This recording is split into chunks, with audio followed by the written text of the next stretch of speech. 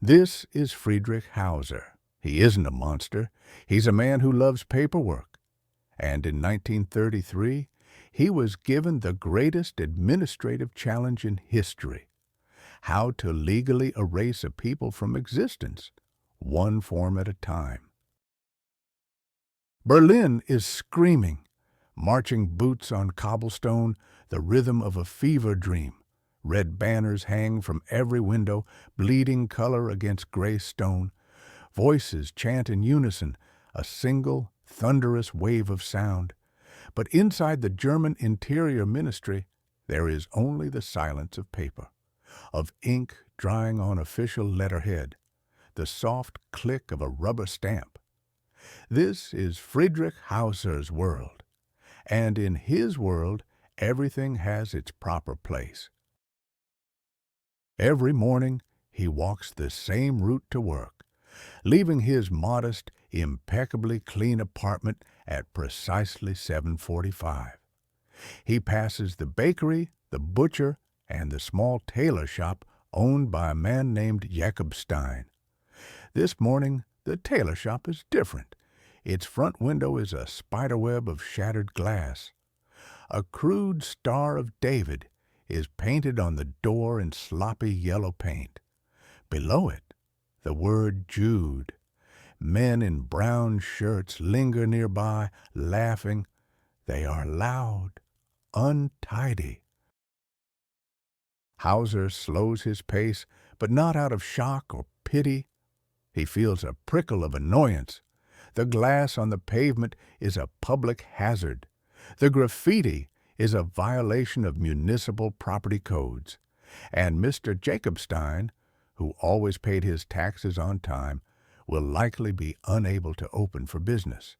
That means a disruption to the district's tax revenue ledger. It is all so inefficient, so disorderly. This raw, chaotic hatred is unprofessional. It's a mess. And Friedrich Hauser despises a mess. He steps around the glass, adjusts his tie, and continues on his way. The noise of the street fades as he passes through the colossal stone entrance of the ministry. Here, chaos is tamed.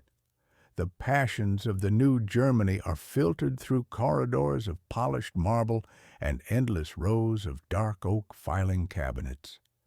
Each cabinet is a tomb of data: births, deaths, marriages, property deeds, the entire life of a nation filed away in triplicate.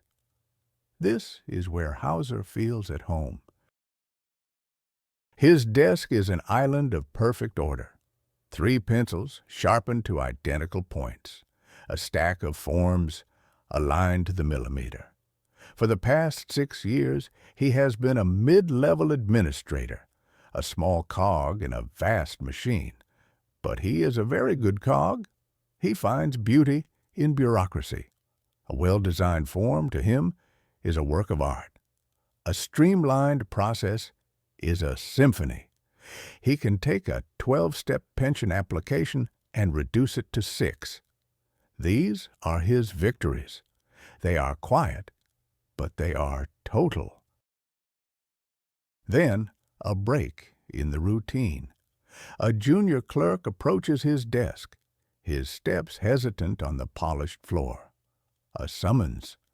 Director Vogel wishes to see him immediately. This is unusual.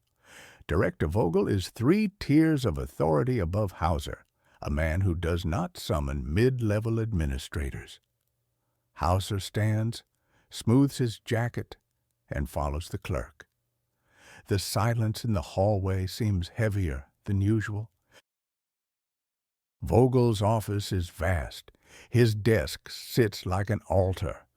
Director Vogel is not a man in a brown shirt.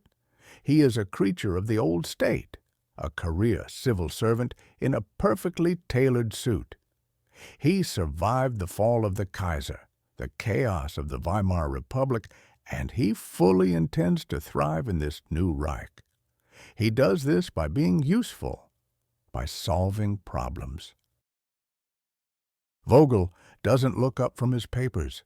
He lets the silence stretch, a simple tool of power, before fixing his gaze on Friedrich.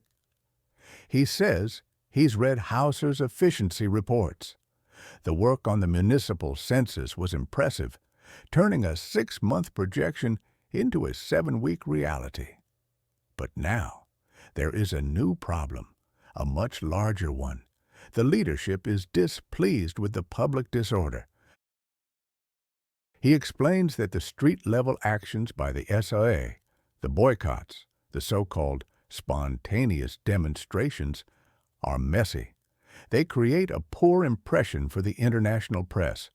More importantly, they are unpredictable, uncontrolled.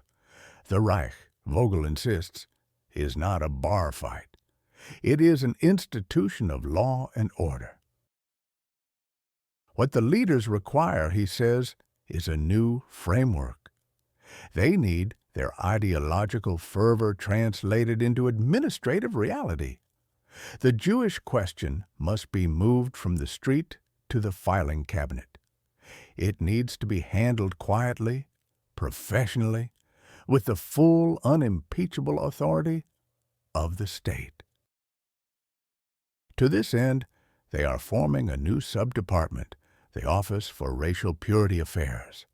Its job will be to define, to categorize, and to legislate, to create the legal and bureaucratic foundation for all future policy. It is a significant undertaking, Vogel notes, a fast track for a man with the right kind of talent. Hauser's mind is already working. The scale of the project is immense, a complete recategorization of the German population. It would require new forms, new processes, a complete overhaul of the civic records. It is the single greatest administrative challenge in the history of the German state, a mountain of chaos just waiting for a man to impose order upon it. Vogel senses his interest. He presses his advantage but adds a test. This work, he warns, will require a certain clarity of purpose. Will Hauser be troubled by the human details? Hauser chooses his words with the same precision he uses to design a form. A problem is a problem. His job is to find the most efficient solution. The details, he says, are irrelevant. Only the system matters. A slow smile spreads across Director Vogel's face. He had found his man. 2 days later, Friedrich Hauser sits at a new, slightly larger desk. He has been given his first task: design the preliminary questionnaire, the foundational document. He takes out a fresh sheet of government bond paper, a ruler, and a fountain pen with a fine nib. He draws the first box, last name, then another, first name, date of birth, the bedrock of any file. Then he gets to the heart of the matter. He writes the heading, Ancestral Verification. The party has been clear. This is not about belief, it is about blood. A person's faith is a choice. Their blood is a fact, permanent and unchangeable. He draws a small, neat grid.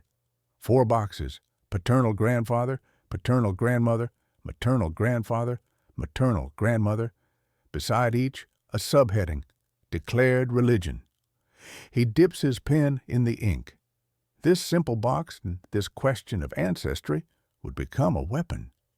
This ink, a death sentence for millions. He works for hours, lost in the quiet ecstasy of creation. He designs a logical flow. If an individual has 3 or more grandparents of the Jewish faith, they are classified as a Jew.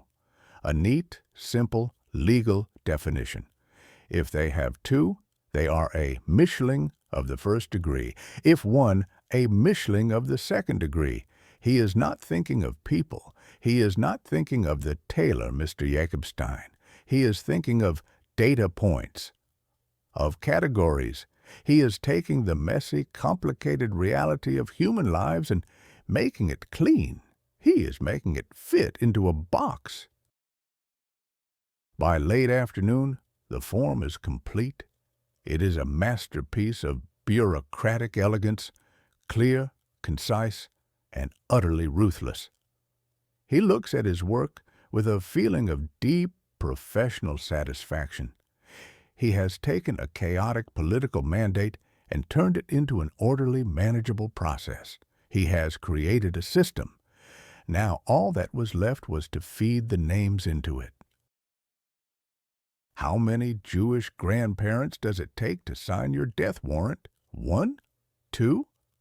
In 1935, Friedrich Hauser's job was to create the exact mathematical formula for persecution.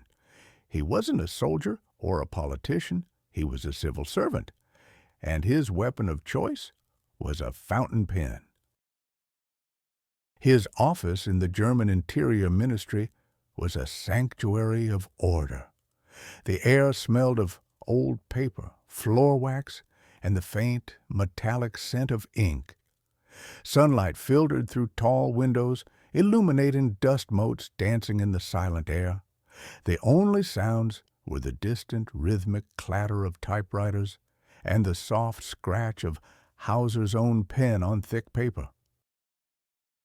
On his desk, spread out like an architect's blueprints, were his charts. They were filled with boxes, lines, and carefully lettered labels. At a glance, they could have been diagrams for a new railway system or a corporate family tree. But these charts traced bloodlines. They were the schematics for a nation's soul. The task was a problem of definition. The party wanted clear, unshakable laws to separate the German from the non-German, but passion and politics were messy. They needed structure. They needed a legal fortress. That was Hauser's specialty. He saw it not as a moral crusade, but as the ultimate administrative challenge.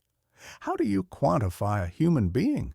How do you distill heritage into a simple, legally binding classification? He spent his days exploring the grotesque algebra of identity. A full Jew, a half Jew, or Mischling of the first degree, a quarter Jew, Mischling of the second degree. Each category required its own set of rules, its own list of prohibitions. Who could they marry? What jobs could they hold? Could they own property? It was a vast, intricate puzzle, and Friedrich Hauser was determined to solve it perfectly. He found a quiet satisfaction in the work. It was clean. It was logical. He was building something that would last, a system of such precision that it would be admired for its sheer intellectual rigor. He was creating order from what his superiors called chaos. That order was shattered one afternoon by the sharp, unannounced opening of his office door. SS Sturmbannführer Richter stood on the threshold. Richter was everything Hauser was not, a man of action, not paper. His black uniform seemed to suck the light out of the room. His polished boots clicked on the parquet floor with an impatient, aggressive rhythm. He smelled of leather and cold ambition. He walked to Hauser's desk without invitation, his gaze falling on the intricate charts. He sneered, dismissing the work as just playing with ink, drawing little boxes. Hauser placed his pen down with deliberate calm. He refused to be intimidated. This, he explained, was a legal framework. It required precision. Richter scoffed. He saw only complication, cowardice. The answer to him was simple. If they have the blood, they are the problem, and the problem must be removed. Hauser met his gaze without flinching. This was his battlefield, not a muddy trench, but a quiet, wood-paneled office, and his intellect was his weapon. He challenged Richter's crude approach. What, he asked, is the blood? A single grandparent? A great-grandparent? What of a decorated war veteran with one Jewish grandmother? Richter's simple approach would create legal chaos, inviting appeals and inconsistencies. The state, Hauser insisted, did not need a blunt instrument. It needed a scalpel. Richter leaned closer, his voice a low growl. The state needed a sword, he said. While Hauser drafted paragraphs, the poison was spreading. They needed to act now. A simple decree: anyone with a single Jewish grandparent is an enemy of the state. Done. But Hauser held his ground. Such a decree, he argued, would be a public relations disaster and an administrative nightmare. His framework, by contrast, was unassailable. It was logical, thorough, and accounted for every permutation. It would give the courts and local authorities a clear, undeniable mandate. It was a system that could be scaled across the entire Reich.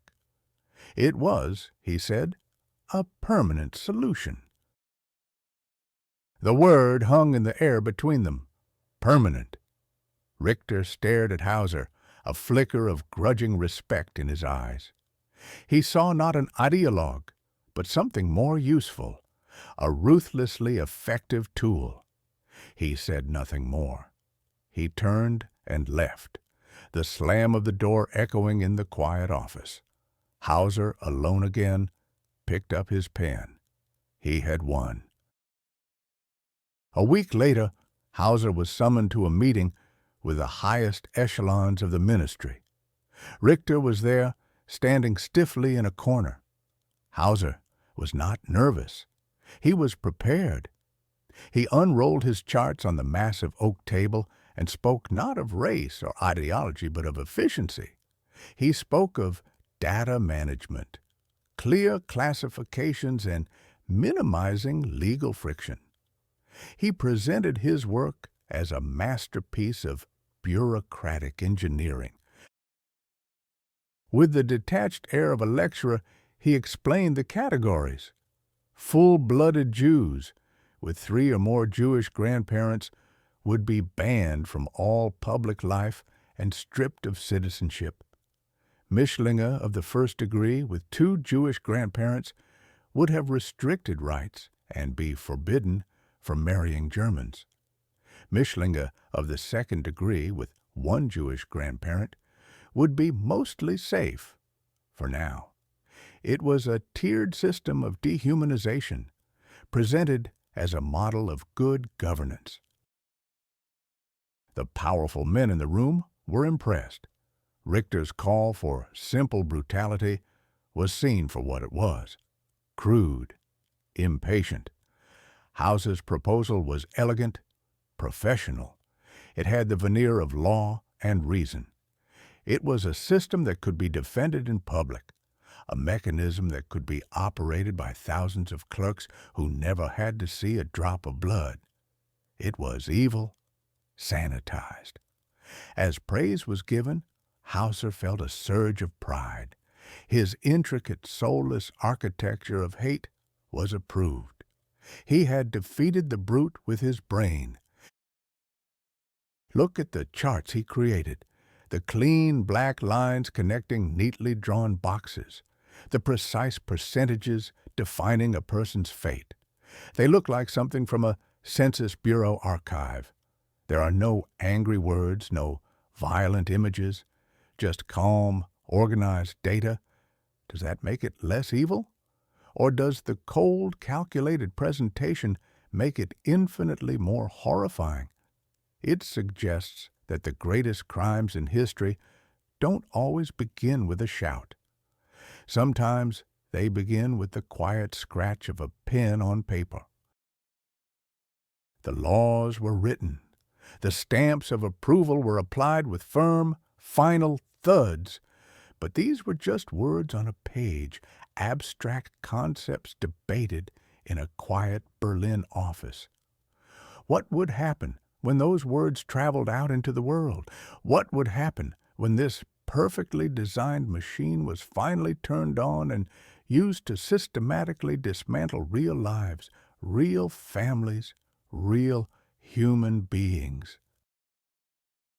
Before they took their lives, they took their livelihoods. This is the story of the paperwork that legalized the greatest theft in history, and the man who designed the forms.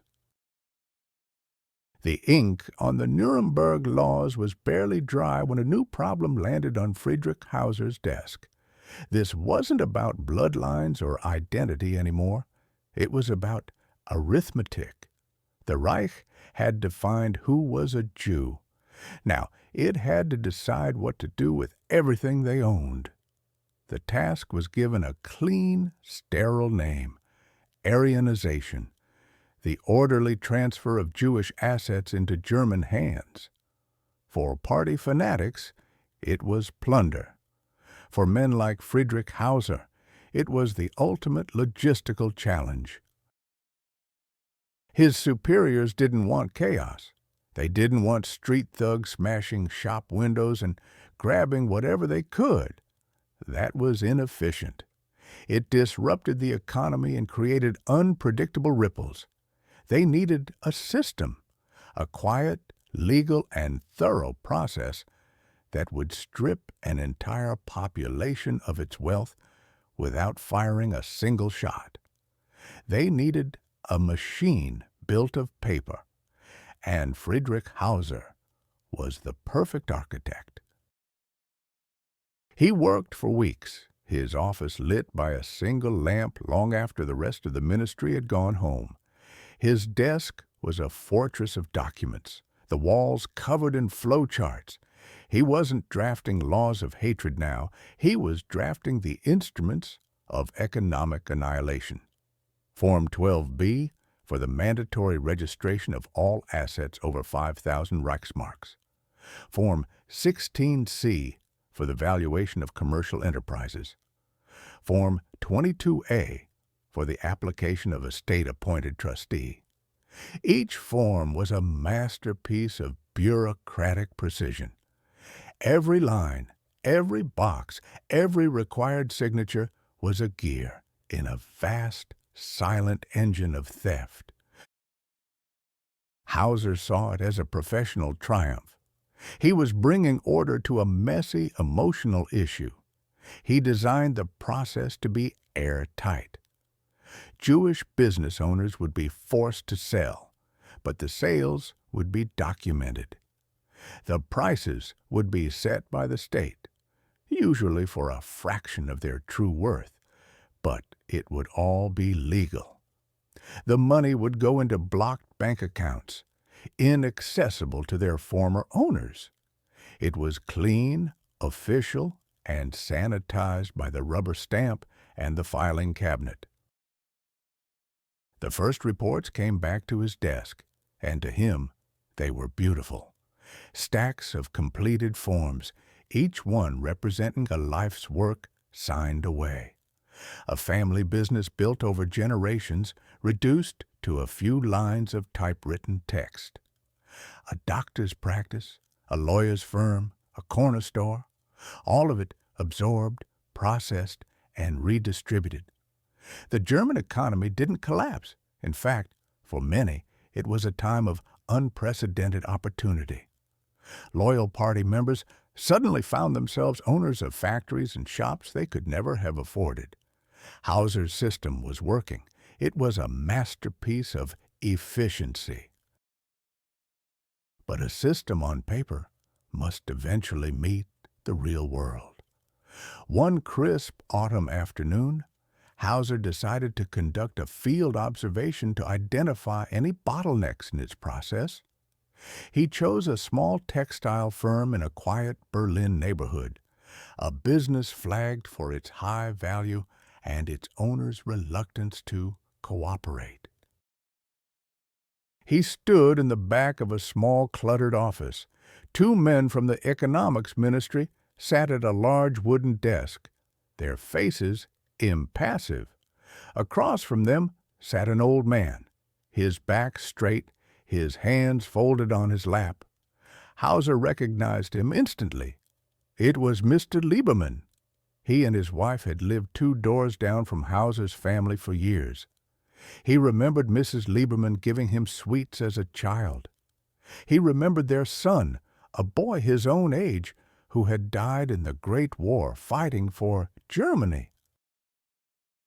Mr. Lieberman was not pleading or crying. He was simply silent. The government men pushed a final document across the desk, the sale agreement. It listed his factory, his inventory, his brand, his entire life, valued at a sum that was nothing more than an insult. One of the officials, his voice flat, told him he just needed to sign. The old man didn't move. He stared at the paper as if it were written in a foreign language. Hauser watched, a flicker of something uncomfortable stirring within him. This wasn't a statistic on a report. This was the man who used to nod to him on the street every morning. Friedrich Hauser did his job. He stepped forward. The officials turned, surprised to see a senior director from the Interior Ministry.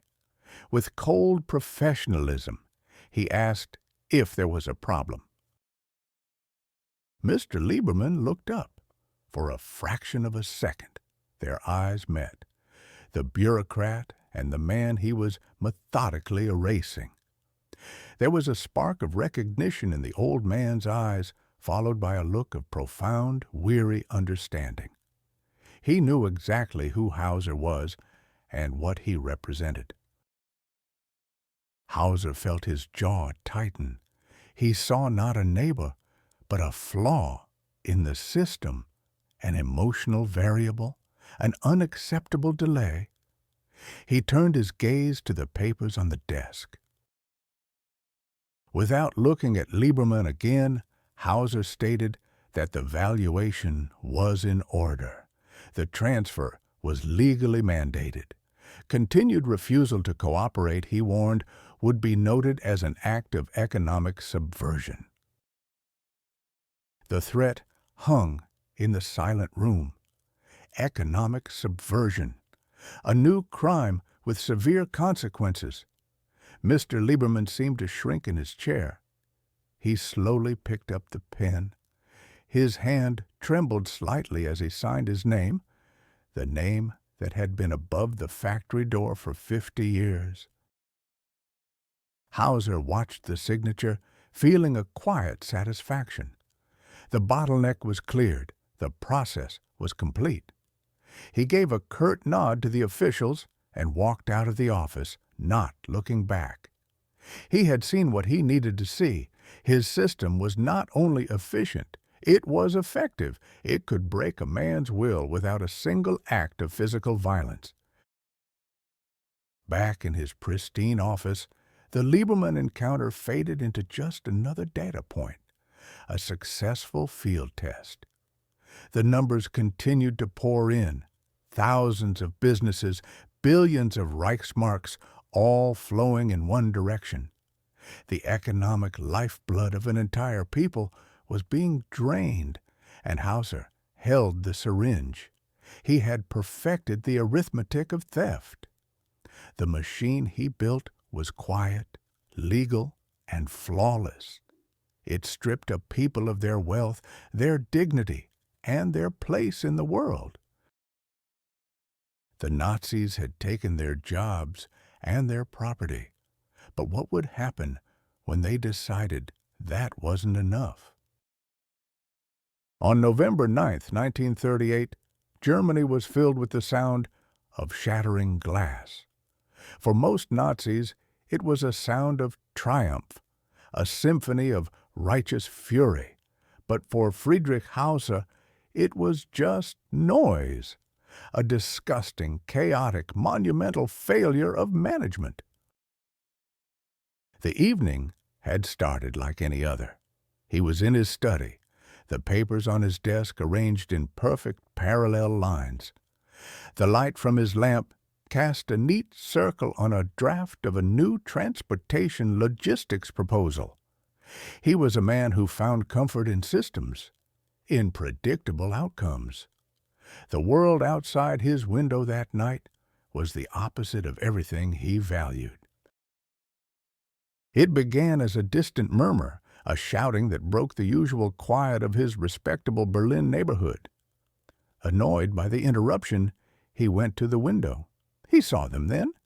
Men in brown shirts, their faces contorted with a kind of manic joy. They were dragging furniture from a tailor shop across the street, piling it in the road. The shop belonged to a man Hauser vaguely knew, a quiet Jewish fellow who always nodded politely. Now his life's work was being splintered on the cobblestones.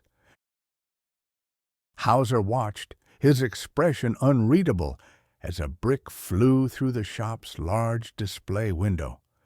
The explosion of glass echoed down the street, followed by cheers. Then he saw the flames. They began small, licking at the synagogue at the end of the block. Within minutes, the fire was a raging beast, painting the night sky in hellish shades of orange and red. The thick, acrid smell of smoke began to seep through his window frame. He felt no horror for the people, no pity for the man whose shop was being destroyed. What he felt was a deep professional offense. This was anarchy, inefficient. There was no paperwork, no process, no control. This was a mob, an undisciplined tool. And Friedrich Hauser despised undisciplined tools. He drew his heavy curtains closed, shutting out the chaotic spectacle. He could still hear the breaking glass, the splintering wood, the hateful chants. He sat back down at his desk, but he couldn't focus. The sheer unprofessionalism of it all gnawed at him. Instead of working on his logistics proposal, he took out a fresh sheet of paper and began to make a list, not of victims, but of costs. The next morning, the ministry was buzzing with self-congratulation.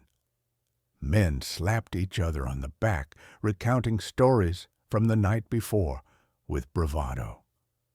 SS Sturmbannführer Richter was holding court near the entrance, his voice booming as he described the look of terror on a Jewish family's face as their home was ransacked.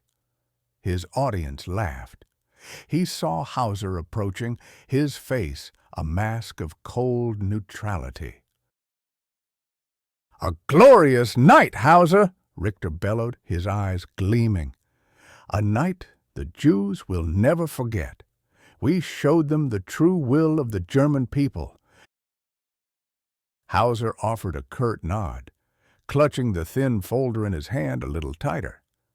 "Indeed," he said, his voice flat. "A memorable spectacle." He bypassed the celebrating crowd and went directly to his superior's office. He had an appointment.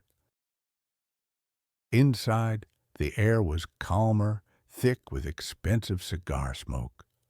Hauser stood before the heavy oak desk and presented his report. He didn't speak of synagogues burned or people beaten in the streets. He spoke of numbers. "The preliminary assessment," Hauser began, his tone that of an auditor delivering bad news, "is economically catastrophic." He laid out the figures, speaking of the insurance claims. German insurance companies, he explained, would be legally obligated to cover the damages. This was a pointless transfer of capital from good German businesses directly into a black hole of rubble. He continued, "Furthermore, the inventory of the looted shops is a total loss. These were assets scheduled for orderly Aryanization. They could have been transferred to German ownership, generating revenue for the state. Instead, they were smashed to pieces by drunks in the street. He paused, letting the financial absurdity hang in the air. Finally, he touched on the optics. The foreign press is having a field day. They paint us as barbarians. This kind of public chaotic violence is unseemly. It damages our international standing and complicates trade. His superior listened, his face impassive, puffing on his cigar. He had heard Richter's triumphant report just an hour earlier. Richter spoke of spirit, of will, of striking fear into the heart of the enemy. Hauser spoke of profit and loss, of process and waste. Hauser's argument was simple and devastating. Passion was expensive. Hatred was messy. The most effective cruelty, he argued, was not loud and fiery. It was quiet, methodical, and above all profitable. Why smash a window when you could legally seize the entire building? Why beat a man in the street when you could systematically strip him of his livelihood, his home, and his rights through a series of perfectly legal, administratively sound decrees? It was a chillingly effective pitch. The leaders of the Reich were fanatics, but they were also pragmatists. They understood balance sheets. Hauser's cold logic cut through Richter's passionate rhetoric like a scalpel. The state needed assets to fund its ambitions. The night of broken glass, for all its symbolic power, had been a net loss. A decision was made, not in a rally under bright lights and soaring banners, but in that quiet, smoke-filled office. The era of uncontrolled street violence was to be curtailed. It was too unpredictable, too costly. The Jewish question would no longer be a matter for thugs with bricks. It would become an administrative problem, a logistical challenge. And Friedrich Hauser, the man who saw a pogrom and lamented its inefficiency, was put in charge of designing the new system.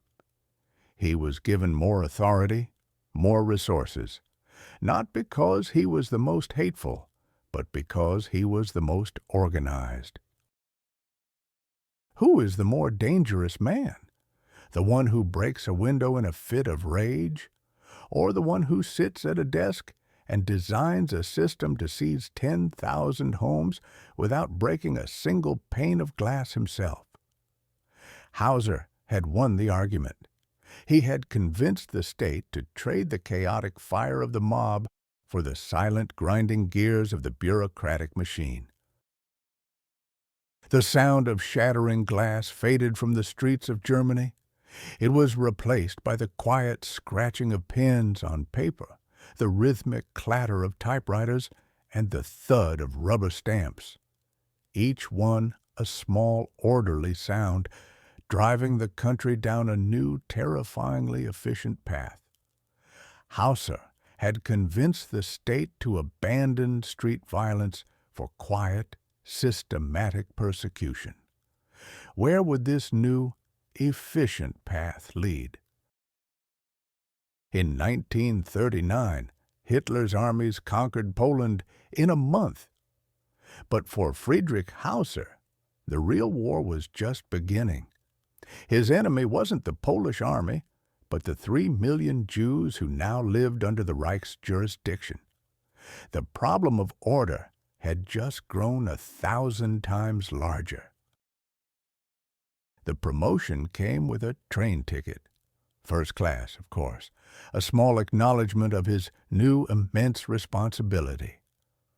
Hauser sat by the window, the leather seat cool against his uniform, and watched the neat, manicured fields of Germany give way to the scarred landscapes of Poland. The transition was jarring, order dissolving into chaos. His new title was Special Administrator for Population Affairs, a typically vague name for a task of unimaginable scope. His job was to take the theories he had drafted in the quiet halls of Berlin and apply them to the bloody, messy reality of a conquered nation. The train shuddered to a halt outside a small town. Shouting echoed from the platform. Hauser looked out, his expression unreadable. He saw German soldiers not in combat, but in something far more undisciplined. They were tormenting civilians at a small market. A corporal with a stupid grin kicked over a crate of potatoes, sending them rolling into the mud. Another soldier grabbed an old man by his beard and laughed as he shoved him to his knees. Hauser's gaze settled on a cart of apples, overturned and crushed under boots. Red and green pulp stained the dirty ground. He felt a familiar tightening in his jaw.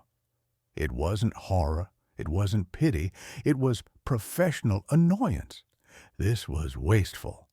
A chaotic, inefficient application of force. It solved nothing, created resentment, and damaged assets.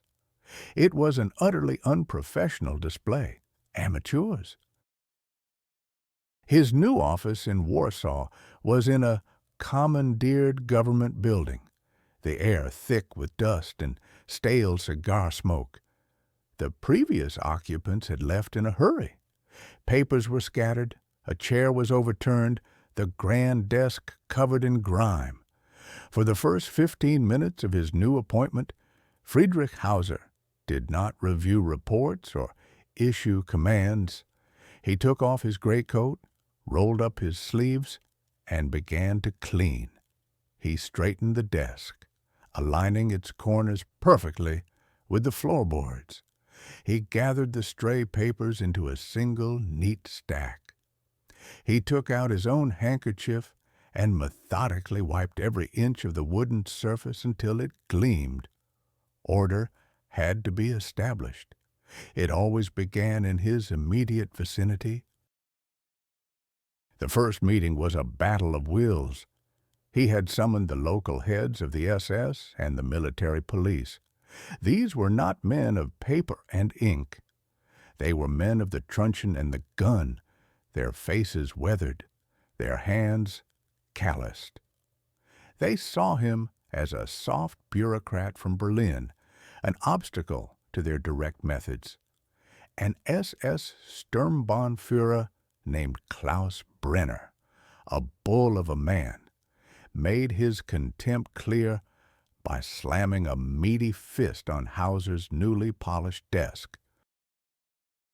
Brenner's argument was simple and brutal. They didn't need new plans, he growled. They needed more ammunition. He described a recent action in Otwock. 50 of the worst elements rounded up and forced to dig their own ditch. A clean solution, he called it. Simple, effective, no paperwork. The other men grunted in agreement. Hauser let the silence hang. He didn't react to the fist on his desk or to the aggressive tone.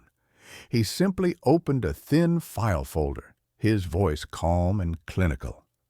He informed Brenner that his action was noted, but a preliminary analysis suggested it was anything but clean. Hauser slid a single sheet of paper across the desk and laid out the facts.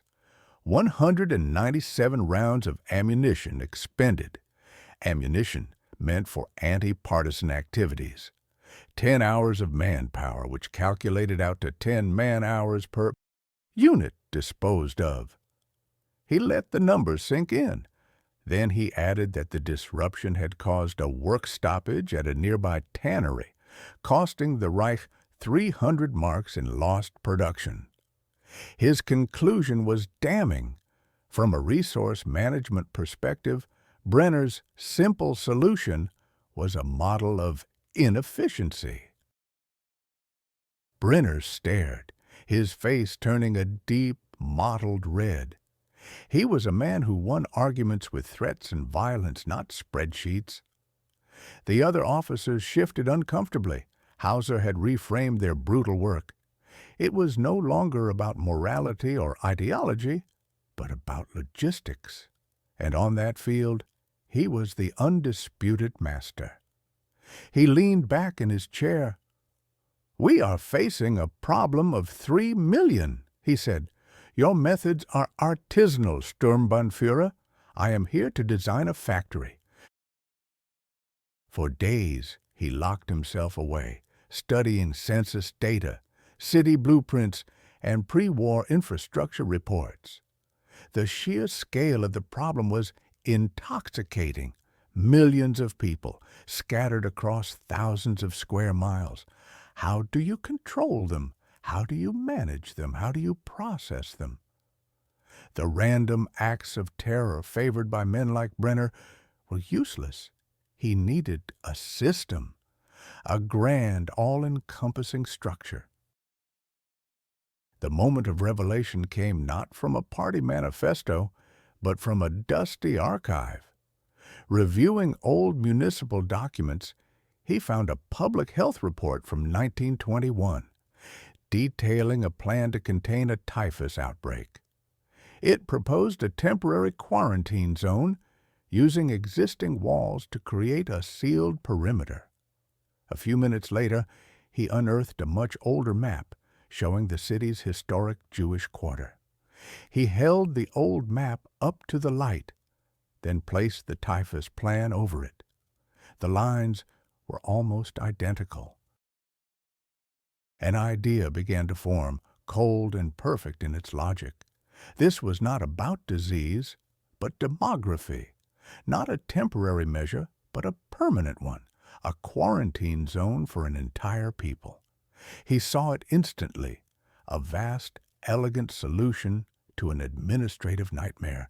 He could concentrate the population in one place, making them easier to count, to control, to use for labor, and ultimately to process. A fly buzzed near his head, a tiny, chaotic intruder. Without looking up from the maps, his hand shot out and snatched it from the air.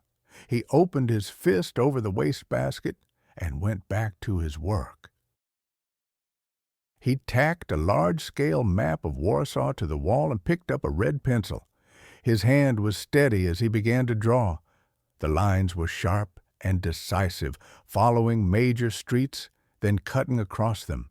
They severed neighborhoods and sliced through communities. He wasn't thinking of the people who lived on those streets. He was thinking of traffic flow, guard tower placement, supply logistics, and waste disposal. He was an engineer designing a dam, a city planner laying out a new district. He was creating a container. He stepped back, the red pencil still in his hand. A large section of the city was now enclosed in a stark red border, a cage drawn on paper. He felt a surge of professional pride. This was his masterpiece, the ultimate challenge of organization and control, and he was solving it. He was no longer just a bureaucrat, a man of rules and regulations. He had become something else, the architect of a city-sized prison. He had the authority, he had the challenge, and now he had the design. He walked back to his immaculate desk and picked up the telephone. The black receiver felt cool and solid in his hand. His voice, when he spoke to the operator, was devoid of any emotion, the voice of pure function. "This is Hauser. Get me the census records for the streets within the red perimeter on map 7B. And I need a complete inventory of all available brick, mortar, and barbed wire in the Warsaw district, immediately." The first gear of a vast and terrible machine had just been set in motion. This is a map of the Warsaw Ghetto. It wasn't designed by soldiers in a fit of rage. It was designed by men like Friedrich Hauser, with rulers, pencils, and cold calculations about the minimum square footage a human needs to die. Warsaw in late 1939 was a city of ghosts and rubble. The dust of the invasion still hung in the air. For Friedrich Hauser, stepping out of the pristine, heated train from Berlin, the city was an offense. It was chaotic, unstructured, a wound on the map he had been sent to cauterize. His mission was not to rebuild, but to contain, to take a population of nearly 500,000 people and wall them off from the world. He saw it as the ultimate administrative challenge. His temporary office overlooked a shattered square. Inside, it was an island of German order. Files were stacked in neat piles. Maps were pinned to boards, clean and white. Hauser would stand before them for hours, a cup of weak coffee growing cold at his elbow. He wasn't looking at streets or homes. He was looking at boundaries, at flow, at control points. With a red pencil, he drew a line through a neighborhood, cutting a community in two. With a blue pencil, he marked a building for demolition to create a clear field of fire.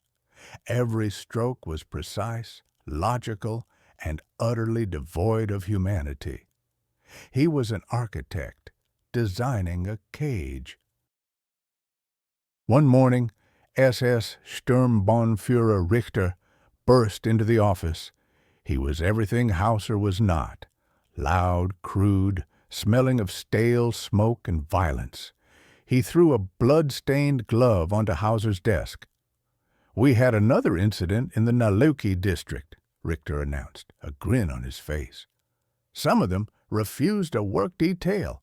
We made an example. 10 of them. In the street. The rest got the message." Hauser didn't look up from his chart. He carefully finished writing a note in the margin. "How many guards did you use, Sturmbannführer?" Richter seemed surprised. "A dozen, maybe. Why?" "And how long was the work detail delayed?" Hauser asked, his voice flat. "An hour. What does it matter? They learn to obey." Hauser finally looked up, his eyes cold and analytical. "It matters because your methods are inefficient. Public executions create martyrs. They breed resentment, which requires more guards, more patrols, more ammunition. It is a drain on resources." He tapped the map with his pen. "My system will not require such theatricality. The ghetto will police itself. It will be a closed loop, orderly, predictable." Richter sneered. "You and your paper pushing, you think you can control them with fences and forms? They are animals, Hauser. They only understand fear." "Fear is a tool, Richter," Hauser replied, turning back to his map. "But random terror is the tool of a butcher. I am building a modern facility, and it will run on a different kind of fuel, calculated, managed despair." That fuel was measured in calories. Hauser spent an entire week not on walls or guard towers, but on food. He sat at his desk with nutritional tables, census data, and reports on agricultural yields. He was designing a diet. He calculated the absolute minimum caloric intake required for a person to perform manual labor, factoring in body weight, climate, and energy expended. The final number was chilling in its precision. It was enough to keep people alive, but only just. Enough to work, but not enough to think, to plan, to fight back. It was a diet engineered for slow, systemic starvation. Think about that for a moment. Not a gunshot in a dark alley, but a number written in a ledger, in a quiet, sunlit office. A number that condemned hundreds of thousands of people. Was that calculation, that act of pure, detached reason, the most evil act he had committed so far? As the walls went up, brick by agonizing brick, Hauser's system began to take shape. He created a Jewish council, the Judenrat, to manage the internal affairs of the ghetto. He made them responsible for housing, sanitation, and organizing work details. He gave them the illusion of authority, while in reality, they were just another cog in his machine. They carried out his orders, distributing the starvation rations he had calculated. They became the managers of their own prison. It was a brilliant, cruel stroke of administrative design, saving German manpower and turning the victims against each other.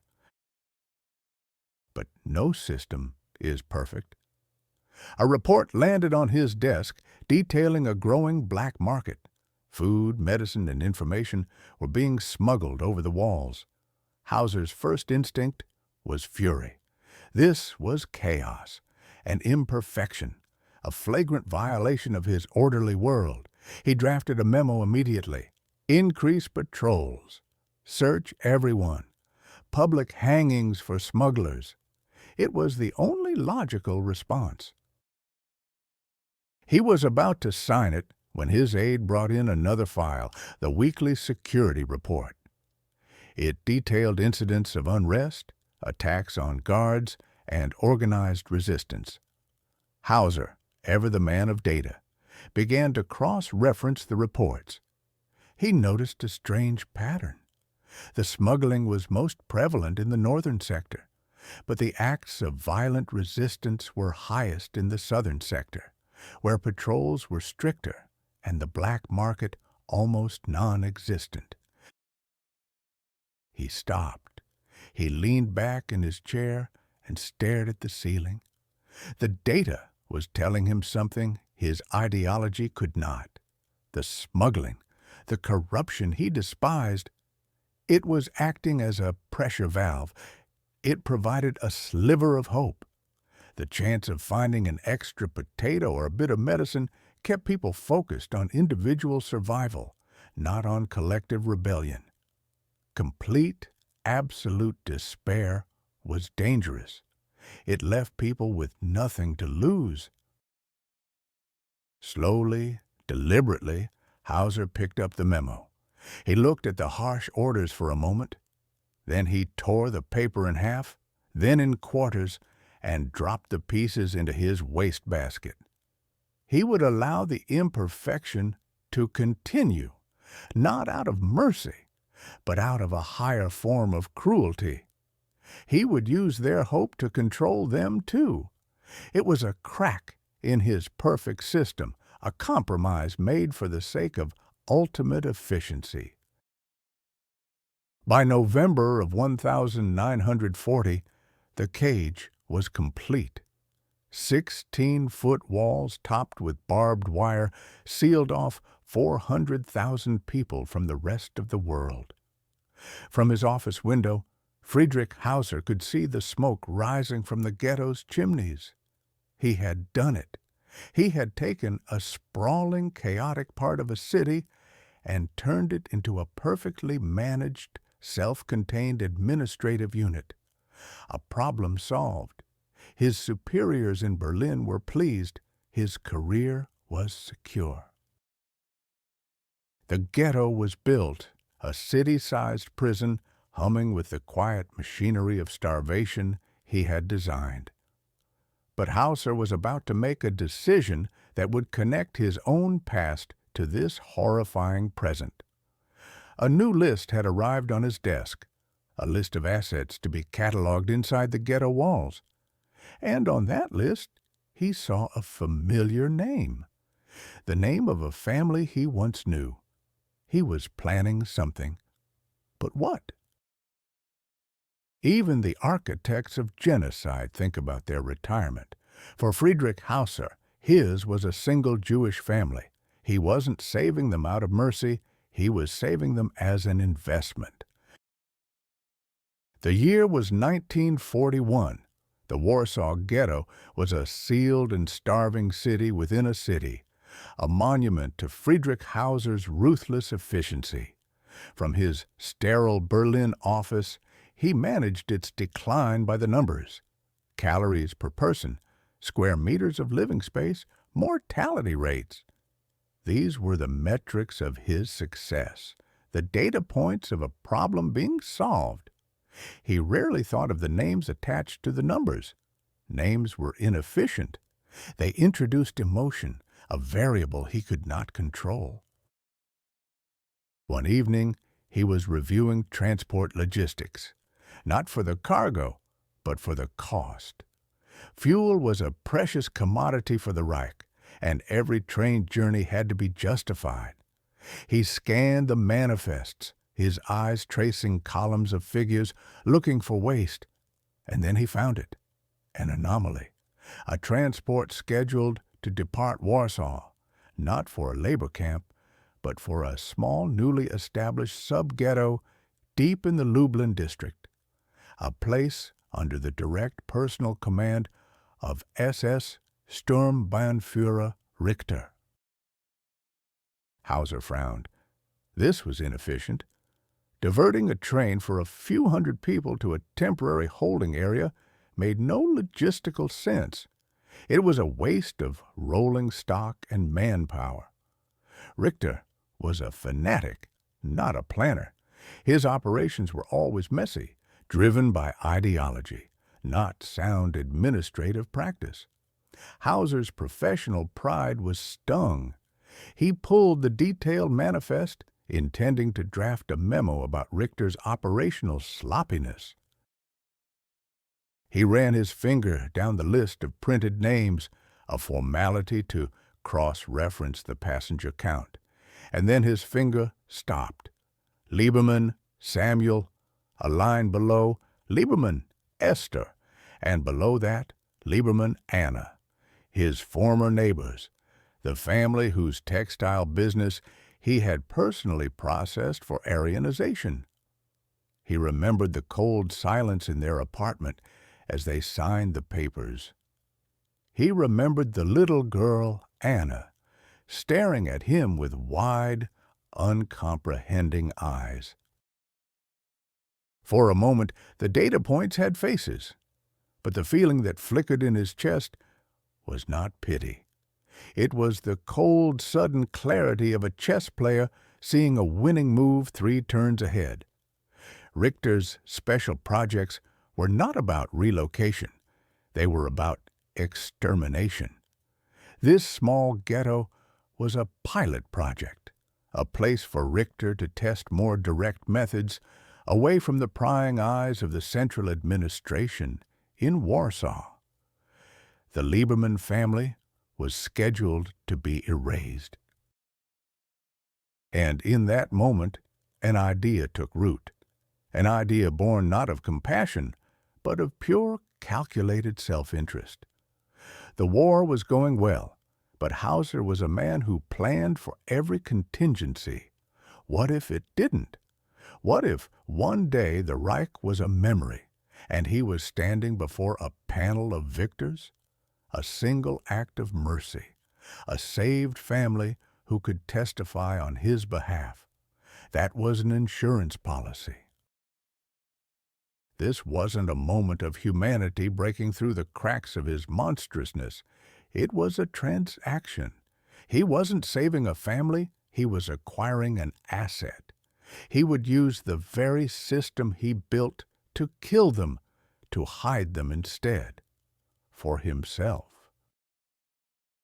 He waited until the ministry was a tomb. The cleaning crews were gone, the vast marble hallways echoing with only the hum of the building itself. Most of his colleagues were at home with their families, secure in the new order he helped build. But Hauser was at work. He walked to the records archive, his footsteps unnaturally loud in the silence, and retrieved the original transport order, a simple piece of paper that held the power of life and death. His own office wasn't secure enough. The document he needed to create required a specific departmental stamp from the office of his direct superior, Director Globke, and Globke's office was locked. From a drawer in his own desk, Hauser took a small set of metal picks, a tool from a past life, a skill he'd learned as a young man with a fascination for mechanics. He never thought he would use it here in the heart of the German state. He moved down the corridor, a ghost in his own domain. The heavy oak door to Globke's office was a dark shadow. He inserted the pick, his touch delicate. The clicks of the tumblers were like gunshots in the silence. The lock gave way with a soft snick. He slipped inside, closing the door behind him. The room smelled of old paper and stale cigar smoke. Then he heard it. Heavy, rhythmic footsteps coming down the hall, the night watchman making his rounds. Hauser froze. There was nowhere to hide. He pressed himself against the wall behind the door, making himself as small as possible. The footsteps grew louder, stopped right outside. He could hear the jangle of keys. He held his breath. The guard rattled the handle, confirmed it was locked, and then moved on. The footsteps faded down the hall. Hauser let out a breath he didn't realize he was holding. His hands were perfectly steady. He moved to the desk and found the stamp he needed. Transfer authorization, Theresienstadt Protectorate. Theresienstadt, the so-called model ghetto, the place they showed to the Red Cross. A Potemkin village for the damned. It was the perfect place to hide an asset. It was organized, documented, and under his broader administrative purview. He took the stamp and the correct ink pad back to his own office. He worked under the green glow of his desk lamp, a surgeon of paper. He carefully used a solvent to lift the ink of the original destination code. He let it dry. Then, with a steady hand, he typed a new code, the one for Theresienstadt. He took Director Globke's stamp, pressed it firmly onto the ink pad, and then onto the paper, the seal of false authority. He placed the altered document in the outgoing pneumatic tube tray, set for the Central Rail Command. He had corrupted his own perfect system. He had introduced a secret, his vulnerability. The next morning, the ministry was alive with the bustle of bureaucracy. The forged order was gone, swallowed by the machine. But had it been processed? Asking directly was impossible. It would create a record. He needed to confirm his work without leaving a trace. He spotted Klaus, a junior clerk, young, eager, and terrified of making a mistake. Perfect. Hauser called him over. Klaus, a small task. I am reviewing our routing protocols. There may be a discrepancy in yesterday's late filings for transports to the Protectorate. Cross-reference the final manifests with the updated routing authorizations from Director Globke's office. I need to know if the system is logging them correctly. Be quick. It was a mundane, boring request, a typical piece of bureaucratic make-work from a superior obsessed with process. Klaus nodded eagerly and scurried off toward the records department. Hauser sat at his desk, pretending to read a report, but he saw nothing on the page. He was listening to the ticking of the clock on his wall. Each tick was an eternity. 5 minutes passed, 10. Finally, Klaus returned, a file in his hand. He stood stiffly at attention. Herr Hauser, I have checked the logs. Everything appears to be in order. The system processed all authorizations correctly. The last entry was a family transfer. 3 individuals rerouted to Theresienstadt under the director's seal. It was processed at 0500 this morning. The train has been rescheduled. Hauser didn't look up. Good. That will be all, Klaus. The clerk retreated. It was done. The Liebermans were no longer bound for Richter's killing field. They were now his. A secret entry in a ledger only he could read. He had reached into the cogs of his own murderous machine and plucked 3 people out, not to save them, but to repurpose them. He had hidden a family in the heart of his own creation. But as the armies of the Reich turned east, pushing into the vastness of the Soviet Union, a new phase was beginning. A far more direct method of killing was about to be unleashed across those captured lands. The ghettos, his carefully designed cages, were starting to look inefficient. A new, more terrible solution was being whispered about in the high corridors of power.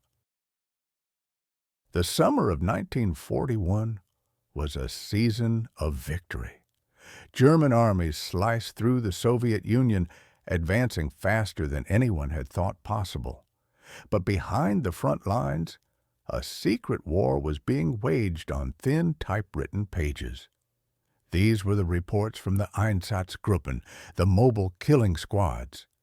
And every week, copies landed on the polished mahogany desk of Friedrich Hauser.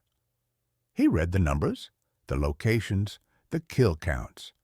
His most pressing professional critique was simple. The numbers weren't high enough. Operation Barbarossa had opened a new front in an old war. The conquest of Poland had been a logistical challenge. The invasion of the Soviet Union was a problem of an entirely different magnitude.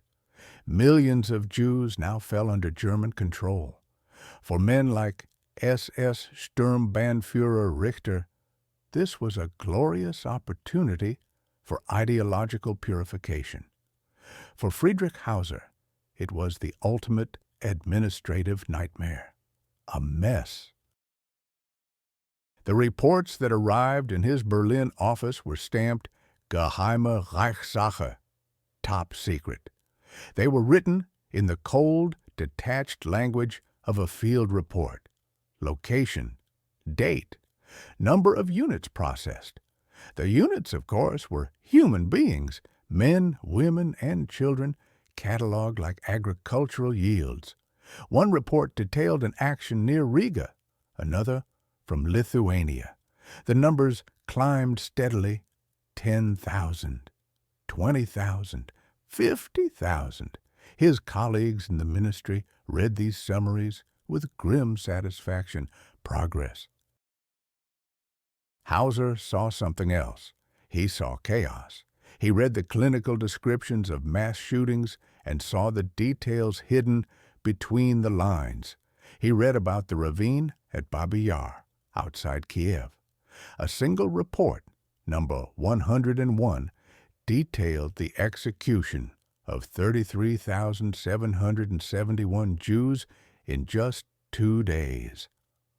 An astonishing figure, but Hauser wasn't impressed. He was appalled, not by the morality of it. He had long since filed morality away in a drawer marked irrelevant. He was appalled by the sheer staggering inefficiency.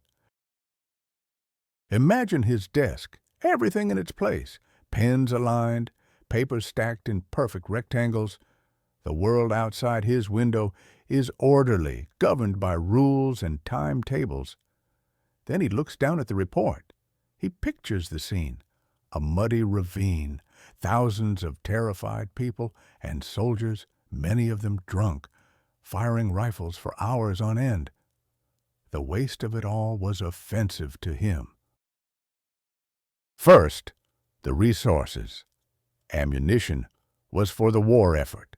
Every bullet fired into a ditch was a bullet not fired at the Red Army. It was poor asset management on a colossal scale.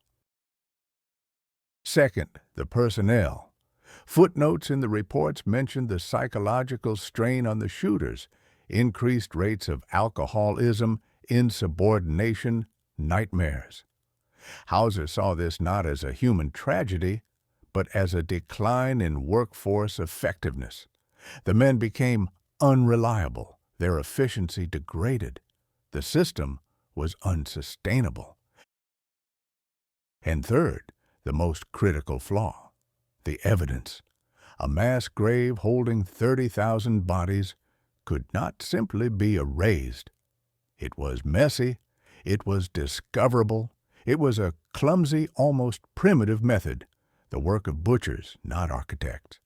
It was loud, public, and left a permanent scar on the landscape.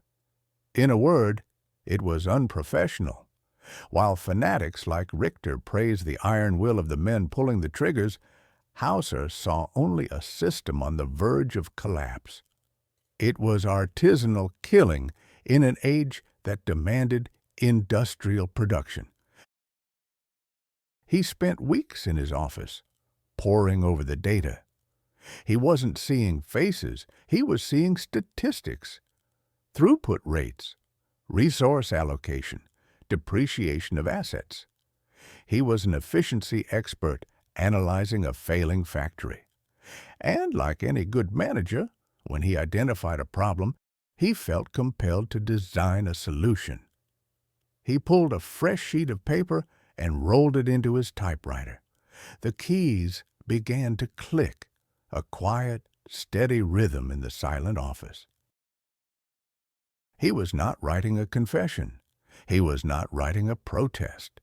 He was writing a confidential memorandum. The title was a masterpiece of bureaucratic euphemism, a proposal for the rationalization and increased efficiency of special handling procedures in the occupied Eastern Territories. His critique was not moral, it was logistical, laid out in clear, numbered points. 1. The current field-based methods are resource-intensive and create unacceptable logistical burdens on the Wehrmacht. 2. The psychological impact on German personnel leads to a measurable decline in operational readiness. 3. The reliance on public actions creates long-term security risks and complicates population management. Then came the proposal, the solution. He argued that the problem should be removed from the field entirely. The killing should not be a chaotic act carried out in a muddy pit. It should be centralized, systematic. It should be taken out of the hands of men with rifles and put into the hands of engineers. He wrote of processing centers at key railway junctions. He wrote of a new method, one that was impersonal, quiet, and could be scaled to handle not thousands, but millions. He didn't use the word gas. He didn't have to. He used the language of systems analysis, proposing a technical solution that would minimize psychological friction and maximize the final output. Think about this for a moment. He wasn't a monster foaming at the mouth. He was a problem solver. He saw a broken system, and his only instinct was to fix it, to make it run better. He was applying the principles of business optimization to mass murder. He was designing an assembly line for death. When the memo was finished, he read it over twice, made a few minor corrections, and signed it. Friedrich Hauser.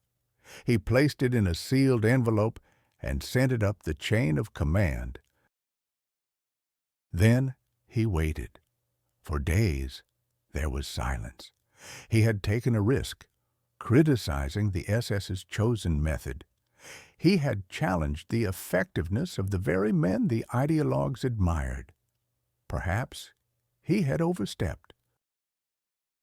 One afternoon, his private telephone rang. It wasn't his direct superior. The voice on the other end was clipped, formal and unfamiliar, an adjutant from the Reich Security Main Office.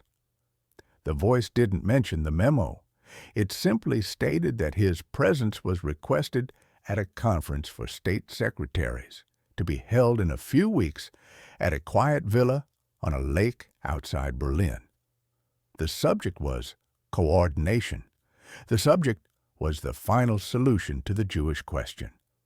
Hauser felt a cold thrill. His memo hadn't been ignored. It had been read, and the people who mattered were listening. He was about to get a seat at the table where the fate of a continent would be decided. On January 20th, 1942, 15 high-ranking Nazi officials met for 90 minutes. They didn't debate if they should murder 11 million people. They debated how to do it most efficiently. And Friedrich Hauser took the minutes. The invitation arrived on thick, cream-colored paper. It was understated, but it was in order. A conference at a villa on the shores of the Wannsee, a picturesque lake outside Berlin. The subject was listed simply as a final meeting to discuss the Jewish question. Hauser packed his briefcase with his sharpest pencils and fresh notebooks. This was not a summons for a mid-level functionary.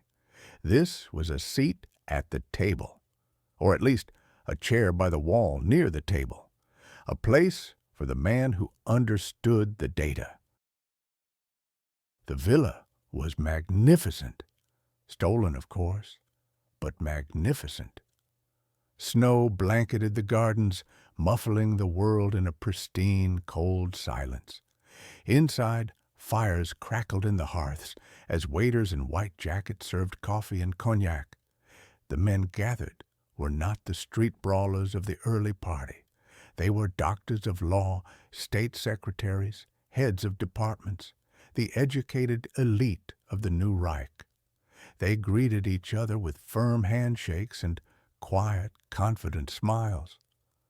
Hauser felt a familiar surge of professional pride. He was in the nerve center, the very room where chaos was being forged into order. He found his assigned seat. His role was clear: to record, to document, to provide logistical data if asked. He was the machine's memory. SS Obergruppenführer Reinhard Heydrich entered the room. He wasn't a monster who foamed at the mouth. He was tall, blond, and moved with the easy grace of a predator. He smiled a thin, chilling expression and began to speak. His tone was not that of a fanatic screaming at a rally. It was the calm, measured voice of a corporate executive outlining a new 5-year plan. Heydrich spoke of a new policy sanctioned from the very highest level. The old methods of forced emigration were no longer viable. The war had opened up new territories and with them, new possibilities. He used words Hauser knew well, words Hauser himself had written into memos and directives: evacuation, resettlement, population management. But now they carried a different weight, a finality that hung in the airless room. Then came the numbers. Heydrich gestured to a chart, a list of every country in Europe, from the Reich itself to neutral Sweden and even England. Beside each name was a number, the Jewish population. The totals were tallied at the bottom: 11 million. The number was so vast it was almost meaningless, an abstraction, a logistical problem on a continental scale. Hauser's pen moved across the page, his neat, precise script capturing every euphemism. In the course of the final solution, Heydrich explained, the Jews are to be allocated for appropriate labor in the East. He spoke of building roads, of massive work crews. He mentioned that a large number would be eliminated by natural causes. The phrase was clinical, clean. It left no mess. In his mind, Hauser saw the reports from the East he had filed away. The messy, chaotic shootings, the thousands of bullets, the drunken soldiers, the mass graves that were impossible to fully conceal. He remembered his own revulsion, not at the killing, but at the sheer unprofessional inefficiency of it all. The waste, the psychological damage to the shooters, the lack of control. It was barbaric. It was disorderly. Friedrich continued outlining a system, a vast, coordinated effort across all ministries. The Ministry of the Interior, Hauser's home, would handle identification and classification. The Transport Ministry would provide the trains. The Foreign Office would deal with the Jews in satellite states. Every man in that room, every department they represented, had a role to play. It was a symphony of destruction, and Friedrich held the baton. As he listened, the last flimsy partition in Friedrich Hauser's mind dissolved. He could no longer pretend he was simply managing a population, no longer tell himself this was about creating an orderly, segregated society. The words spoken in this warm, elegant room were about one thing: the complete and total physical annihilation of an entire people. The truth, stripped of all its bureaucratic camouflage, was laid bare on the polished mahogany table. But the horror he might have expected to feel never came. Instead, something else rose in its place: a cold, intellectual thrill, a sense of profound vindication. They had finally understood. The leadership had finally seen what he had seen for months. The piecemeal solutions, the chaotic violence, it was all amateurish. What was needed was a system, an industrial process, a modern, efficient, assembly line solution to a continental problem. And here it was, the blueprint. The other men began to speak. There were no moral objections. No one stood up and screamed. The questions were purely practical. A state secretary worried about the legal complexities of mixed marriages. What to do with a half-Jew? A quarter Jew? It was a debate about fractions, not families. Another official raised the issue of Jews working in vital war industries. Friedrich assured him they would be replaced in due course. The conversation was about timetables and resource allocation.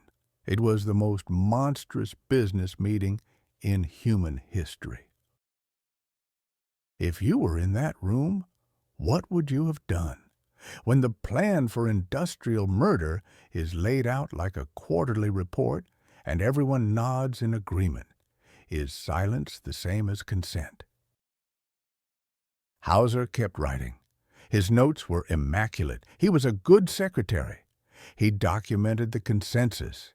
He recorded the moment abstract hatred was officially weaponized into state policy. The meeting lasted just 90 minutes. 90 minutes to seal the fate of millions. Afterwards, more cognac was served. There was light conversation. Friedrich clapped a few of the men on the back. They had done a good day's work. Friedrich Hauser walked out of the villa into the cold, clean air. The snow crunched under his polished shoes. He didn't feel like a monster. He felt like a man who had finally been given a clear and unambiguous objective. The endless paperwork, the ghetto logistics, the starvation rations, they were no longer disparate tasks. They were all just preliminary steps. Phase 1 of a much grander project.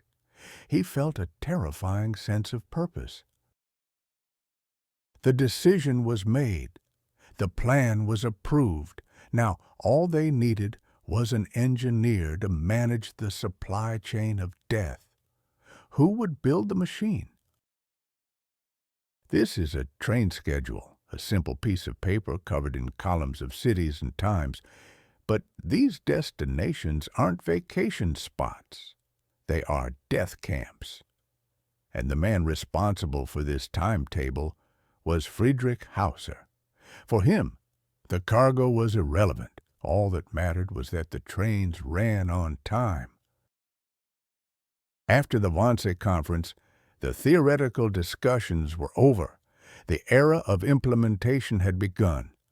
Hauser was transferred from the Interior Ministry to a special department in the Reich Security Main Office. His new boss was Adolf Eichmann. His new title was simple: Transportation Coordinator. His new office was smaller, but the map on his wall was immense. It covered all of Europe. The task was monumental.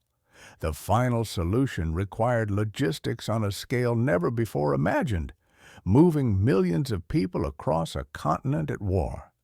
The backbone of this entire operation was the German National Railway, the Reichsbahn. Hauser's job was to become its master. His days became a relentless series of phone calls and telexes.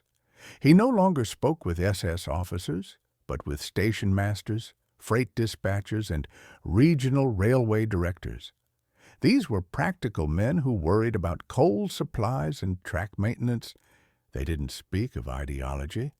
They spoke of tonnage and axle grease. An early phone call set the tone. A harried official from the eastern sector complained he couldn't spare 100 freight cars. The 4th Panzer Army needed them for ammunition. They were fighting a war, after all.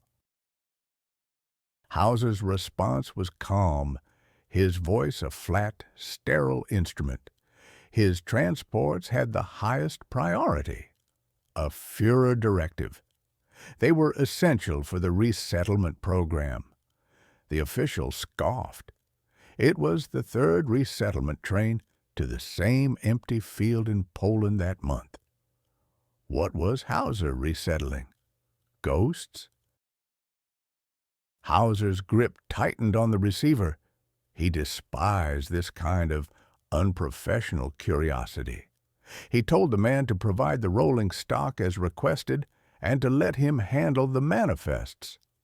Then he hung up. But he knew the problem wouldn't go away. The Wehrmacht was his biggest competitor. Every train car he used for his human cargo was a car that couldn't carry a tank, a box of shells, or winter coats for soldiers on the Russian front.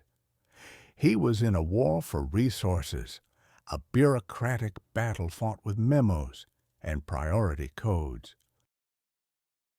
This is where Hauser's particular genius for systems flourished.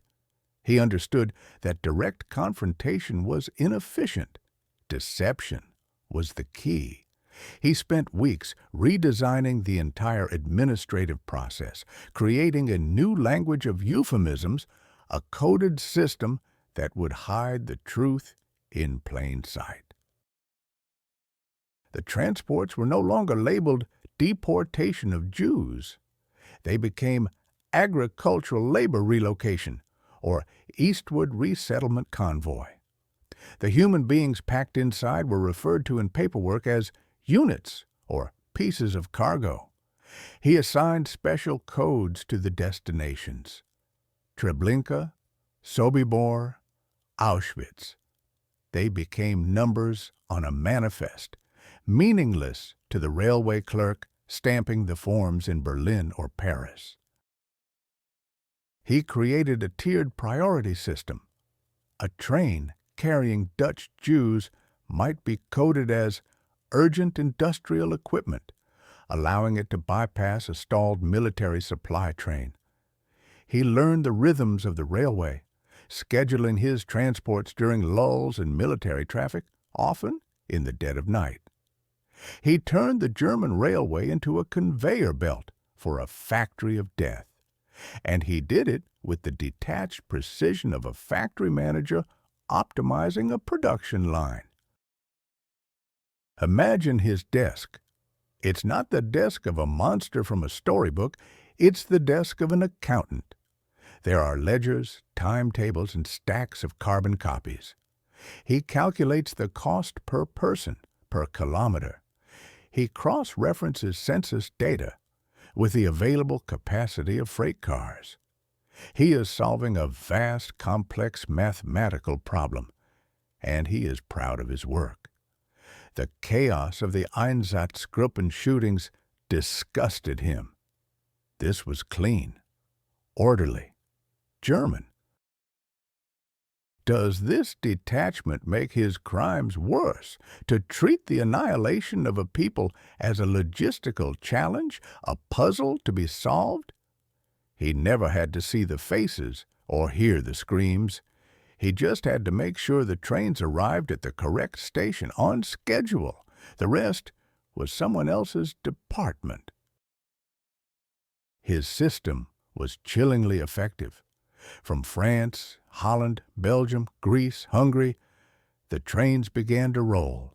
A telex would arrive from Athens. Hauser would make a few calls, adjust a schedule, and a few weeks later, another 10,000 units would be on their way to Poland. The railway officials stopped asking questions. The paperwork was always in perfect order. The priority codes were always valid. The machine was running perfectly. Hauser had never been more successful, more valued. He had turned abstract hatred into a smooth, efficient, industrial process. Then, one afternoon, a memo landed on his desk. It announced a series of internal audits to improve wartime efficiency. A new liaison from the SS Personnel Main Office would be overseeing the process, Sturmbannführer Richter. Wounded on the Eastern Front, Richter had lost the use of his left arm and was deemed unfit for combat. So they gave him a desk, a pen, and the authority to scrutinize the work of others. And Richter was a man who knew how to look for things that were hidden. Every perfect system has a flaw, a single variable that can't be accounted for. For Friedrich Hauser, the architect of timetables, his flaw was a single act of selfish mercy he committed years ago, a calculated risk, filed away and forgotten, and now a ghost from his past was about to bring his entire world crashing down. The war had changed for men like SS Sturmbannführer Richter. The intoxicating chaos of the Eastern Front, the raw power of a pistol in his hand, had been replaced. He now commanded a desk in Berlin in a newly formed department for administrative oversight. His job was to hunt for weakness, not on the battlefield, but in the endless columns of figures and reports that were the lifeblood of the Reich. He was a wolf forced to learn the ways of a spider, and he hated it. But he had found a new kind of prey. He was hunting for corruption, for inefficiency, for any deviation that tarnished the purity of the mission. And his hunt led him inevitably to the records of Theresienstadt. The so-called model ghetto was a swamp of paperwork, a place of exceptions and special cases designed for propaganda. Richter saw it as a breeding ground for rot. He spent weeks in a cold, dusty archive room, his black uniform a slash of darkness against mountains of pale manila folders. His fingers, more accustomed to a trigger, grew stained with ink as he pulled file after file. He was looking for a pattern, for a name that appeared too often, for a transfer that didn't make sense. And then he found it. A single family, the Liebermans. Their transfer from a ghetto in the east, one slated for immediate liquidation, was unusual. It wasn't the transfer itself, but the authorization, a specific departmental code rarely used for such low-priority individuals.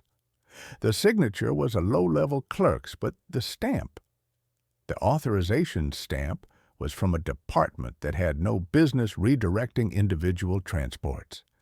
It was a clean, perfectly executed anomaly, a single wrong note in a symphony of death. Anyone else would have missed it.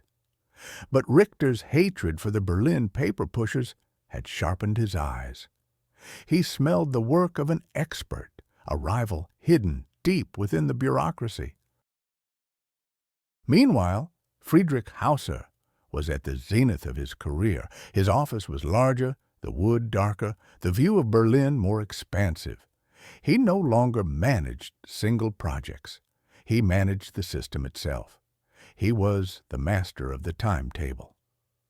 A memo landed on his desk one morning, a routine notification of an internal audit of the Theresienstadt records, led by Sturmbannführer Richter.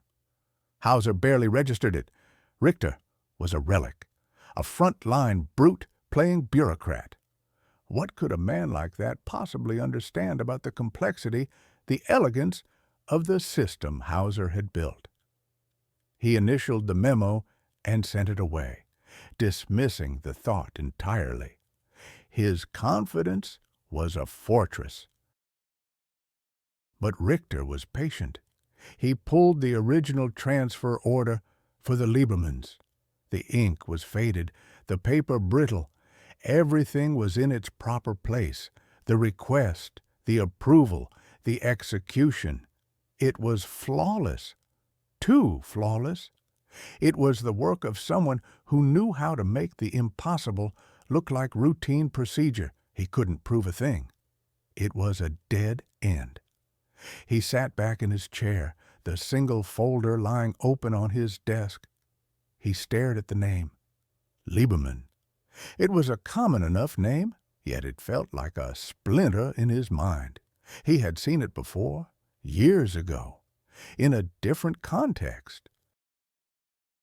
He left the deportation archives and descended into an even older, dustier part of the ministry's memory, the records of Aryanization, the legal theft of an entire people's wealth.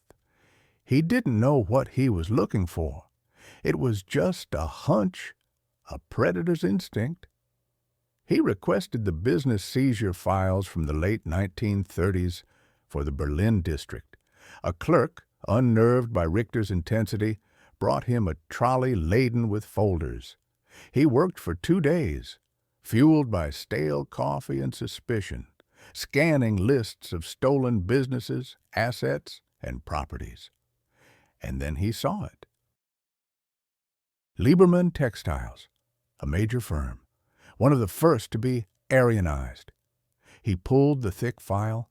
Inside was a decade-old history of bureaucratic conquest. Letters, legal notices, asset valuations, and on a dozen key documents, from the initial seizure order to the final transfer of ownership, was a signature, precise, angular, and clear. The signature of the responsible administrator at the Interior Ministry, the man who personally oversaw the case, Friedrich Hauser. Richter felt a cold thrill, the kind he used to feel before a raid. He had it. He had the connection.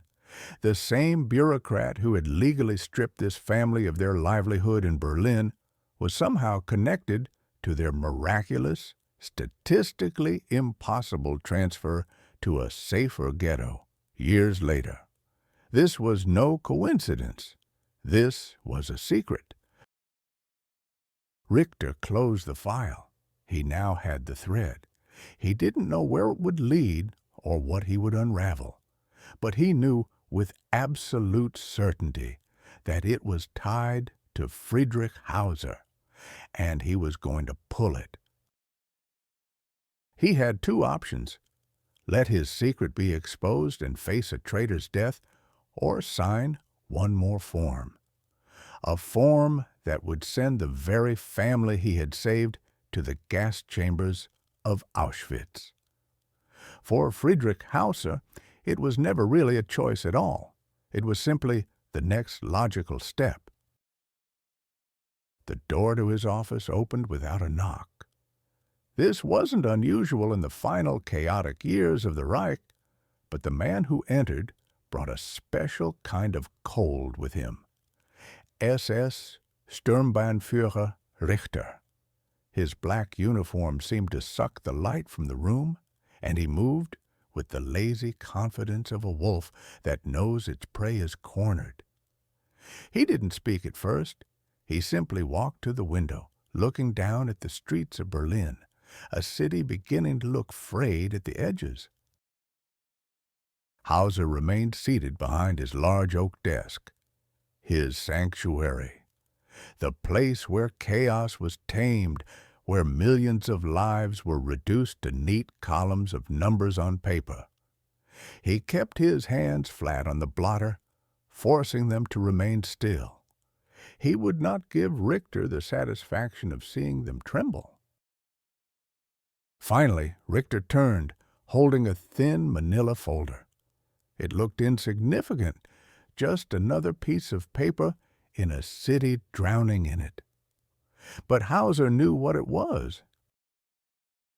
Richter's voice was a low purr. A fascinating puzzle, Hauser.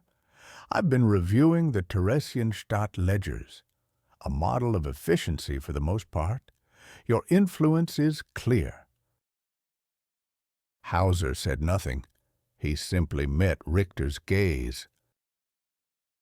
Richter tapped the folder, but there are always inconsistencies, little threads that, when pulled, can unravel a great deal of tidy work. For instance, a transfer order from last year for a family, the Liebermans. The name settled in the silence between them. Hauser's carefully constructed composure threatened to crack. The order itself is peculiar, Richter went on, opening the folder and sliding a document across the polished wood. The authorization code, it's non-standard. It bypasses the usual channels. It's the kind of code a man with very high-level access might use, a man who wanted to move a chess piece without anyone noticing. Hauser looked down at the paper, a copy of his own forgery, his secret insurance policy now laid bare on his desk. Richter didn't have definitive proof, but it didn't matter. In this Germany, an accusation from a man like Richter was a death sentence. Hauser's voice was a carefully controlled monotone. You have a theory, Sturmbannführer? Richter smiled. I have several. Perhaps it was a clerical error, or perhaps someone in a position of administrative power is playing a double game. Perhaps someone thinks they can hide human assets just in case the war doesn't go our way. Such an act? Well, it smells of treason, doesn't it? A cold knot tightened in Hauser's stomach. Richter was a fanatic, but he was not a fool. He had him. He had him completely. His entire career was about to evaporate, and his life would likely follow. Loyalty is a funny thing, Hauser, Richter said, leaning forward. It's not about what you've done in the past. It's about what you're willing to do now. It requires regular demonstration. He reached inside his greatcoat and produced another document, a fresh transport list. He laid it directly on top of the old one, covering the evidence of Hauser's secret. This is a new directive, a priority transport from Theresienstadt to the east for immediate special treatment. Richter's finger traced down the page, stopping at the very first line. A group of prisoners whose cases require final clarification. Hauser looked at the names, number 1, 2, and 3. Jacob, Esther, and Anna Lieberman, his old neighbors, his secret leverage, his only bargaining chip with a future he could no longer control. Richter's voice was soft. You see my dilemma. I have this troubling file, this suggestion of disloyalty. But if this new transport order were to be signed, authorized by you right now, it would be a powerful statement. It would prove your priorities are aligned with the state's. It would make this other unpleasant matter disappear. This was the test, the final exam. Richter wasn't just trying to kill the Liebermans. He was trying to kill the part of Hauser clever enough to create them as an asset in the first place. He wanted total submission. He wanted Hauser to burn his own escape route. Hauser looked from the paper to Richter's expectant face. For a fleeting second, he thought of the family, the quiet man who ran the textile shop, his wife, their daughter. Then he saw them not as people, but as a data point, a calculated risk that had failed, an investment that had soured. You don't mourn a bad investment. You cut your losses. This wasn't a choice. It was the inevitable end of a path he had stepped onto a decade ago. Every form he had filed, every law he had drafted, every train he had scheduled, they all led to this single signature. The machine he helped build was now demanding a personal sacrifice. Not his own life, someone else's. He didn't hesitate. He reached for the ornate fountain pen on his desk, a gift from his superior for his work on the Nuremberg Laws. Its weight felt familiar, comforting. With a steady hand, he uncapped it. The room was silent, save for the faint scratching of the nib on the paper.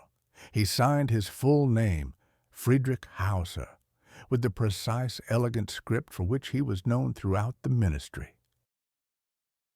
A perfect, clean signature, an act of murder committed with a flick of the wrist. With that signature, the transformation was complete. He was no longer a man facilitating a process out of ambition. He was a man who would personally, knowingly, send a family to their deaths to save his own skin. He had passed the test. He pushed the signed document back across the desk. Richter picked it up. He examined the signature, then folded the paper and tucked it away.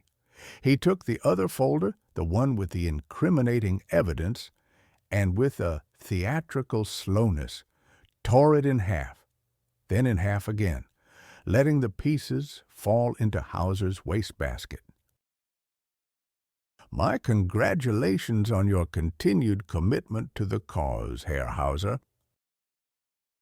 He turned and walked out of the office, closing the door softly behind him. Hauser was alone. He had survived. He had won. The threat was gone. A profound, hollow relief washed over him. He had looked into the abyss and sacrificed someone else to it. He was safe.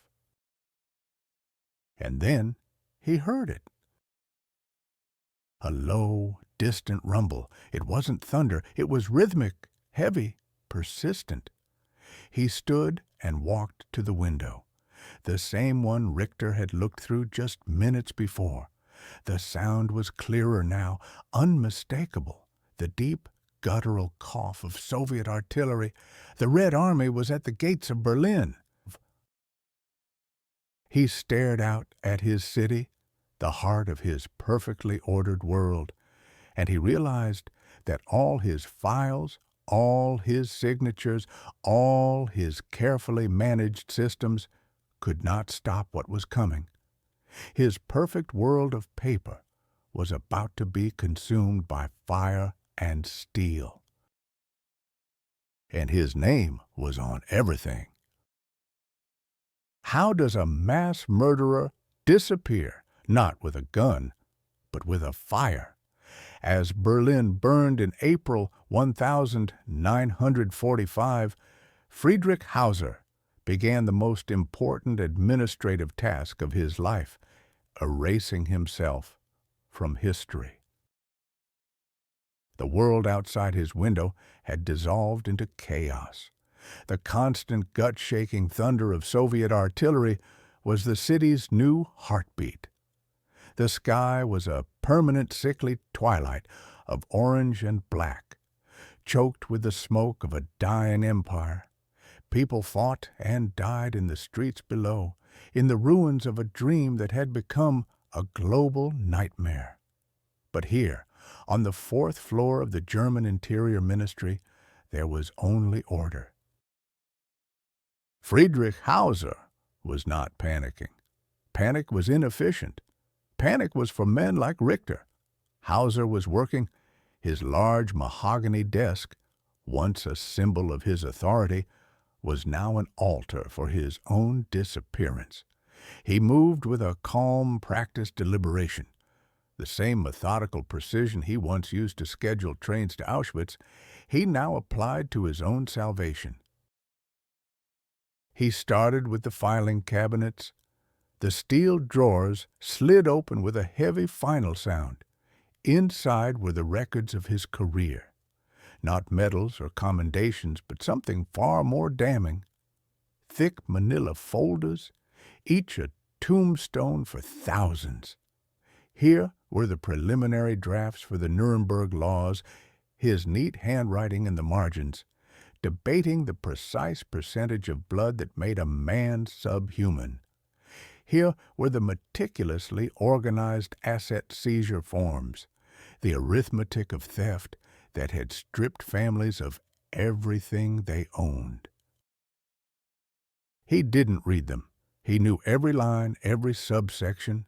He carried them, armful by armful, to a large metal waste bin in the center of the room. He worked without haste, his movements economical. The only sound was the rustle of paper, the thud of folders, and the distant drumbeat of the war.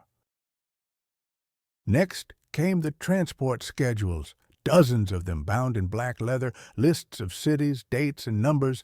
Amsterdam, 10,000. Paris, 15,000. Warsaw, 300,000. He had spent months, years, perfecting these timetables, arguing with railway officials over track priority, calculating the exact number of freight cars needed. He had treated it like the world's most complex logistical puzzle, and he had solved it. He laid them on top of the others in the bin. Then he took out a simple cigarette lighter. The small flame flickered in the gloom of his office, catching the polished wood of his desk. He touched it to the corner of a document. The paper browned, curled, and then erupted in a soft orange glow. He watched as the ink that had condemned millions turned to black, weightless ash. The names, the numbers, the destinations, all of it dissolving into smoke. He fed the fire carefully, one file at a time, ensuring every single page was consumed. This was not an act of rage, it was an act of clerical neatness, a final closing of the books. A shell landed somewhere nearby. The entire building shuddered. A fine layer of dust rained down from the ornate ceiling, coating his shoulders. For a moment he paused, listening. The sounds of machine gun fire were closer now, echoing in the grand, empty corridors of the ministry. Time was running out. The chaos he so despised was at the gates. 5 blocks away, that chaos had a name. SS Sturmbannführer Richter, his face grimy with soot and fury, was no longer a powerful officer in a pristine uniform.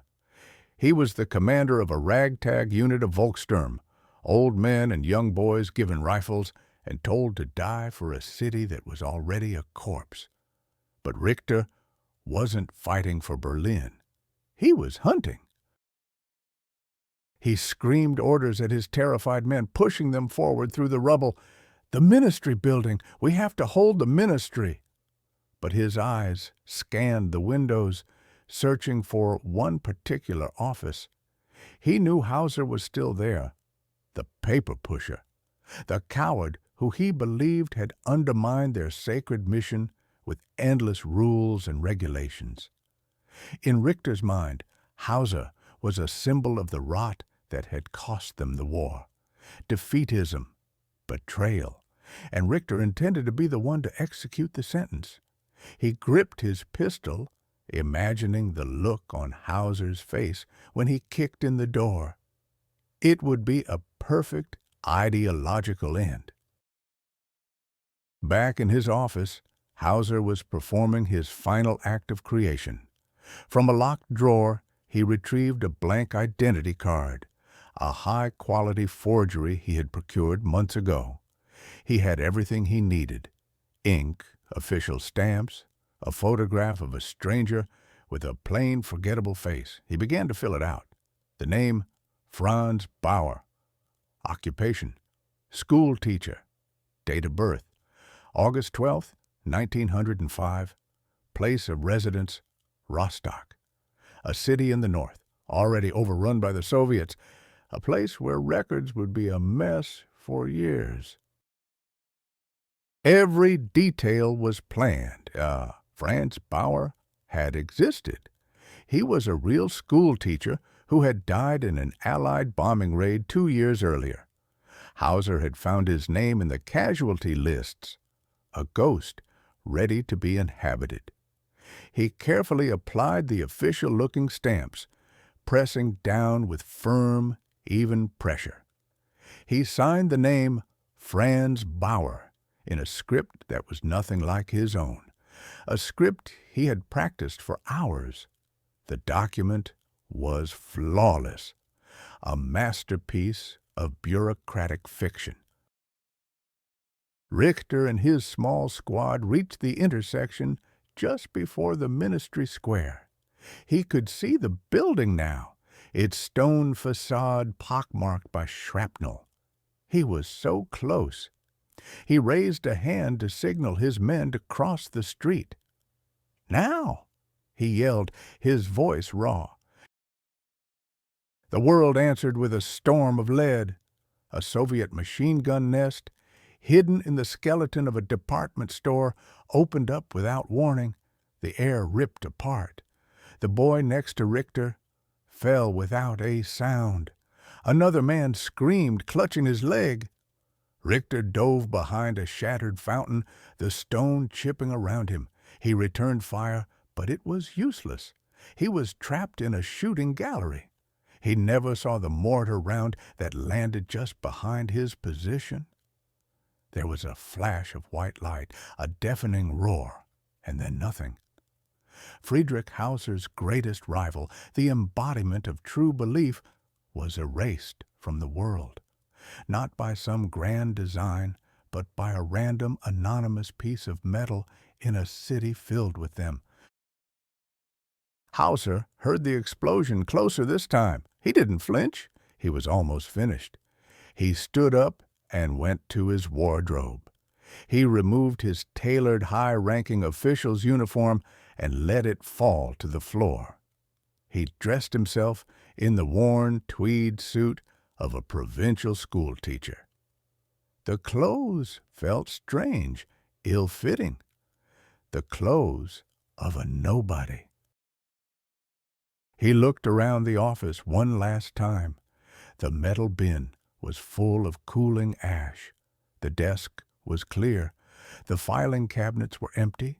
It was as if Friedrich Hauser had never existed. He put the new identity card in his pocket, picked up a small battered suitcase containing a few clothes and some currency, and walked to the door. He didn't look back. He walked through the dark, echoing hallways of the ministry, stepping over fallen plaster and the occasional body of a soldier. He emerged into the street, into the fire and the smoke. The air tasted of brick dust and cordite. He was just one more shadow in a city of shadows, a man fleeing the horror. He is about to get away with it after everything he designed, everything he signed, every life he quantified and dispatched. He is simply walking away. How does that make you feel? He walked out of the burning ministry, leaving Friedrich Hauser behind forever. He became Franz Bauer. But can a man truly erase the ink on his soul? For 50 years, he was a quiet, friendly old man in a small town. His neighbors knew him as Franz Bauer. He bought bread from the local bakery every morning and helped children with their homework. The world never knew him as the man who scheduled Auschwitz. Not until one historian found a single, misplaced piece of paper. The year is 1987. The Berlin Wall still stands, but its foundations are cracking. In a forgotten archive in Potsdam, East Germany, a young doctoral student named Lena Vogel is drowning in paper. The room smells of dust and decaying history. Mountains of files bound in twine rise from the floor to the ceiling. These are the records of the Reichsbahn, the German National Railway, millions of pages detailing timetables, fuel requisitions, and cargo manifests. A bureaucratic ocean. And Lena is looking for a ghost. Her thesis is controversial. She believes the true architects of the Holocaust weren't just the monsters in uniform, but the quiet men behind the desks, the men who weaponized the filing cabinet. Her supervisor warned her it was a fool's errand. The big names were known, he'd said, his voice tired. The rest had burned the evidence. She was chasing shadows in a library of smoke. For weeks, she found nothing but shadows. Memos about troop movements, directives for shipping munitions, endless logs of grain and steel. Occasionally, she'd find a reference to special transports or resettlement actions. The language was always clean, always sterile, but the signatures at the bottom were a gallery of frustration, an illegible scrawl, a single imperious initial, a stamp from an office that no longer exists. There was no name, no single person to hold accountable, just the vast anonymous machinery of the state. Meanwhile, hundreds of kilometers away in a small Bavarian town, an old man named Franz Bauer is buying bread. The baker greets him with a familiar smile. It's a comfortable daily ritual. He is a fixture of the community, a retired schoolteacher, a widower. He lives alone in his small, tidy house with a perfect rose garden. He is patient. He is kind. He is invisible. Lena is close to giving up. She sits back in her chair, the dim light of the archive lamp illuminating the dust motes dancing in the air. Her eyes ache. She has spent days poring over documents from Section 4B4, Eichmann's Office for Jewish Affairs. She knows a key coordinator operated from there, a logistical prodigy. But his name is a ghost. She pulls another box towards her, the cardboard soft with age. The label is faded. Regional Freight Disputes, 1944. It's the wrong category, a dead end. but she is too tired to find another. She cuts the twine. Inside, the files are different. The paper is thinner, cheaper. Carbon copies, flimsy ghosts of the original documents. She flips through them without much hope. A complaint about a delayed shipment of machine parts. A dispute over coal tariffs. And then she stops. Her breath catches. One document is completely out of place. It's not about freight. It's a transfer order from Theresienstadt, authorizing the movement of a single family, the Liebermans, to the model ghetto. The order is unusual. Its authorization code is high level, overriding standard protocol. It seems almost protective, an act of mercy in the heart of the system. The signature is just a hurried scribble, but the departmental stamp is clear. Section 4B4. This one piece of paper changes everything. It's an anomaly, a contradiction. Why would a key planner in Eichmann's office protect one Jewish family? The question obsesses Lena. For the next month, she practically lives in the archive, driven by the need to understand this single, illogical act. In Bavaria, Franz Bauer is on his knees in his garden. He wears thick leather gloves, methodically pruning his prize-winning roses. His movements are precise, economical. Each cut is perfect. A neighbor's son, a boy of 10, calls to him over the fence, holding up a math book. He's stuck on a problem.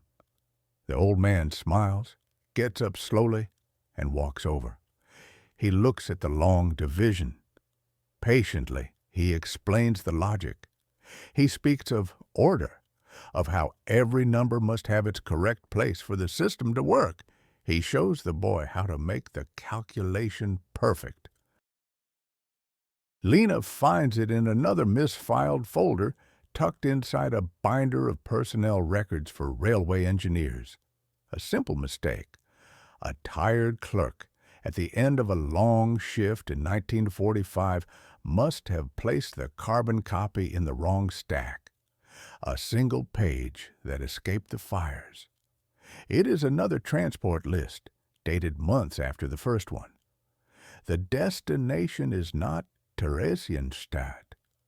The destination is Auschwitz. At the top of the list, 3 names, the Lieberman family, and at the bottom, a signature, not a scribble this time, not an initial. The signature is clear, precise, written with a confident hand. F. Hauser.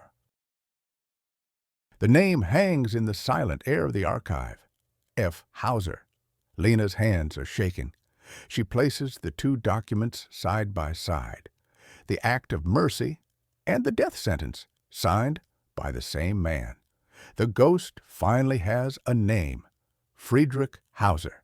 She pulls personnel files, ministry directories, cross-referencing the signature, and the story emerges from the dust. The meticulous bureaucrat, the master of timetables, the man who saw human beings as cargo and their murder as a logistical problem to be solved with maximum efficiency. In the dim archive, Lena Vogel stares at the 2 pieces of paper, her face a mask of horrifying discovery. Hundreds of kilometers away as the sun sets, an old man stands in his garden. He gently touches a rose petal, a faint, peaceful smile on his lips. He looks up at the sky as if sensing a distant chill on the evening air. He feels nothing. He remembers nothing. He is just Franz Bauer, a quiet man in a quiet town at the end of a long, quiet life. Lena Vogel's research would eventually identify Friedrich Hauser as a key administrative architect of the final solution. He was responsible for coordinating the railway transports that sent over 1.5 million people to their deaths. By the time her findings were published, Franz Bauer had been dead for 2 years. He passed away peacefully in his sleep at the age of 89. He was never tried for his crimes. How many other Friedrich Hausers were there? How many architects of horror simply went home and tended their gardens? The search for answers continues,